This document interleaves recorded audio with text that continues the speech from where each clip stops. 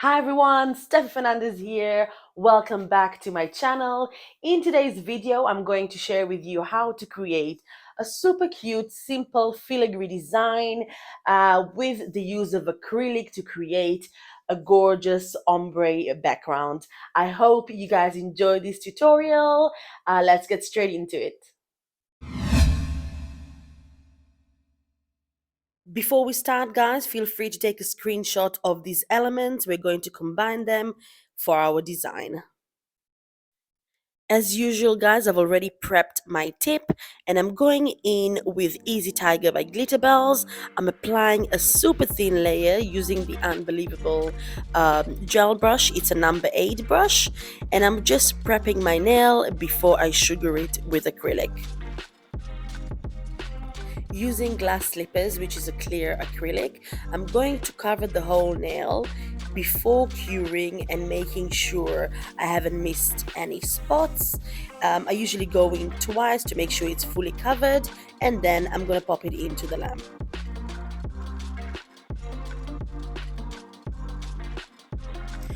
Once the nail is cured, I'm going to go ahead and just dust off the excess acrylic so I can start doing my ombre. Going back with my gel brush, I'm just going to cover the top half of the nail with Easy Tiger, again keeping it thin, and then cleaning the brush and going back in with Barbie's Party, which is a gorgeous pink, to fill in the bottom half of the nail.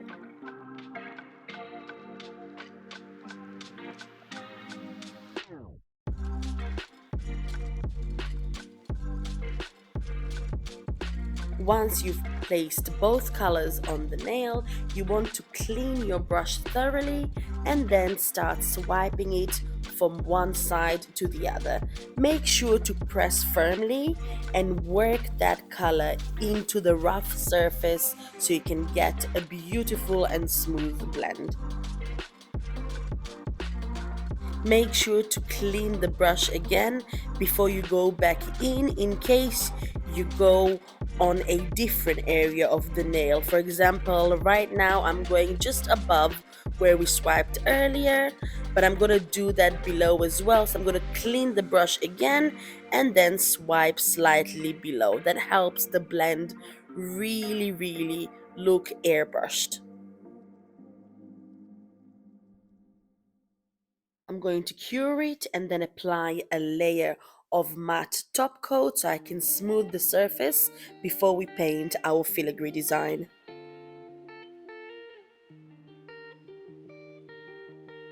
I'm going to start by applying pressure when I first touch the nail, releasing it slightly so the line appears thinner towards the end.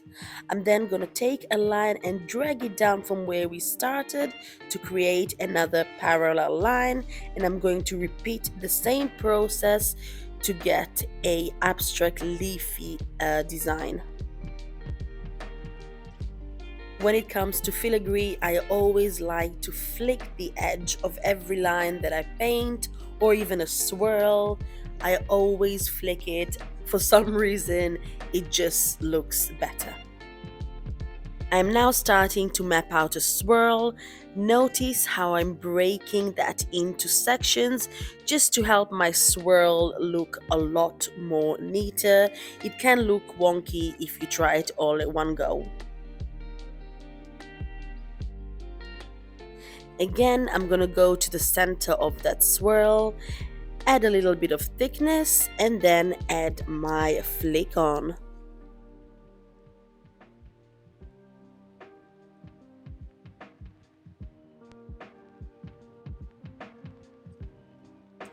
I'm gonna continue by adding a few more lines parallel to the swirl, just scattered over. They don't have to be fully complete, just to add a little bit more detail to our filigree.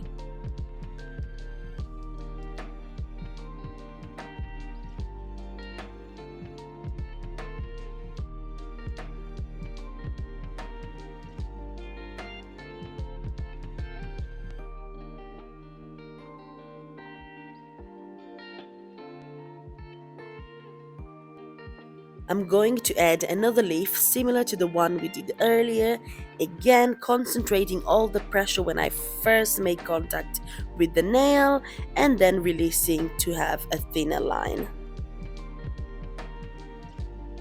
Again, I'm pulling a line out the top and then creating a parallel line to the line we painted earlier. Of course, we have to go back in for the flicks.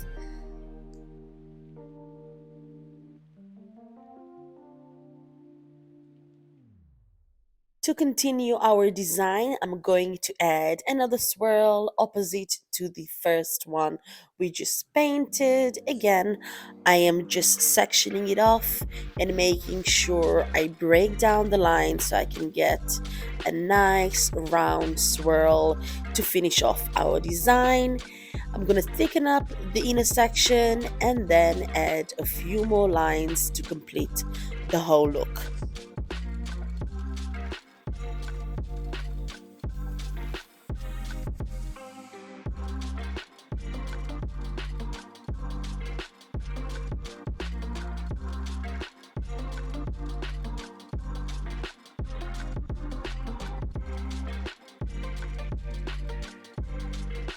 As usual, you know me guys, never happy. I decided to go back in and just add two tiny teardrop looking like shapes, super long ones, and of course, don't forget that flick.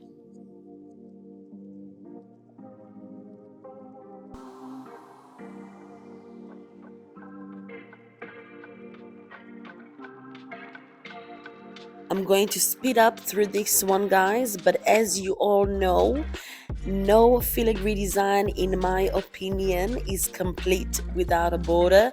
So I'm adding a nice thick border all over the nail, and then we're gonna go in and top coat it with my favorite top coat from Glitterbels, and I'll show you the final result.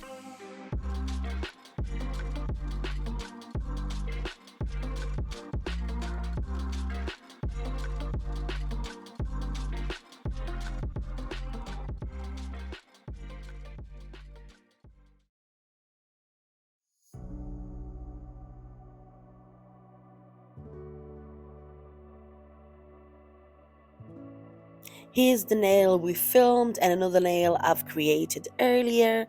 Let me know in the comments below which color combo you prefer. And this is it, you guys. I hope you enjoyed this tutorial. Let me know what your thoughts are when it comes to doing ombre with this acrylic powder technique. I love using it. Recently, I use it on my clients all the time.